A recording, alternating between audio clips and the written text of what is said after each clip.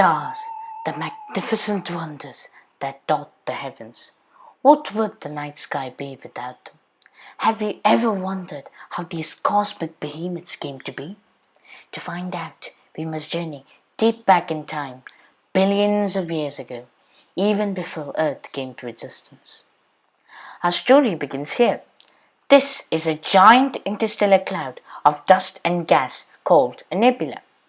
This one is a special type of nebula called a molecular cloud because it primarily consists of hydrogen in molecular form, that is, in the form of molecules.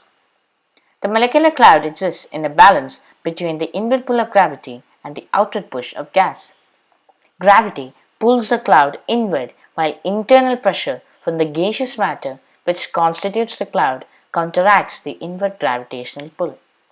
This balance is called hydrostatic equilibrium. The molecular cloud will remain stable as long as these two forces are equal in strength.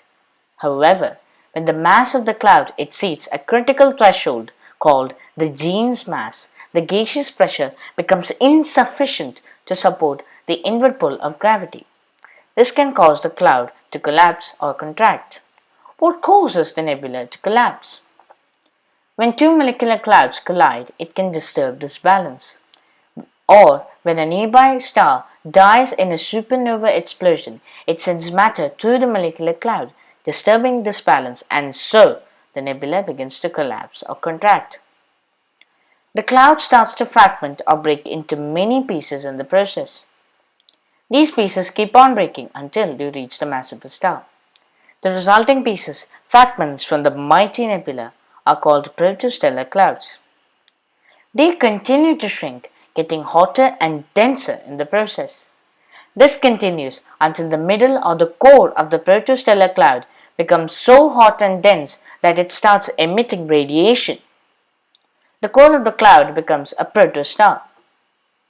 By this time, the surrounding matter assumes the shape of a disk called a circumstellar or accretion disk.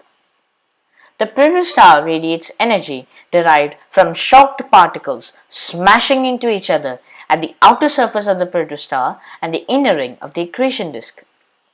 The protostar releases stellar winds which disperses the surrounding envelope of gas and dust.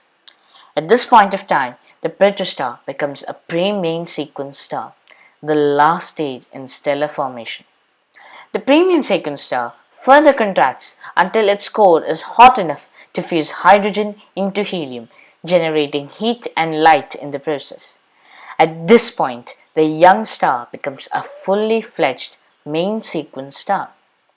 After millions of years, what at first was an idle cloud floating away in the corners of the universe has now become the majestic star destined to illuminate the cosmos and shower heat and light for the years to come. The star shall exist in a balance between the inward pull of gravity and the outward push of radiation and energy generated from nuclear fusion. The star will continue burning hydrogen, lighting up the dark depths of the cosmos. But what will happen when the star runs out of hydrogen?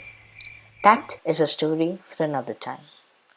Until then, we can marvel at these little wonders in the night sky, knowing how they came to be.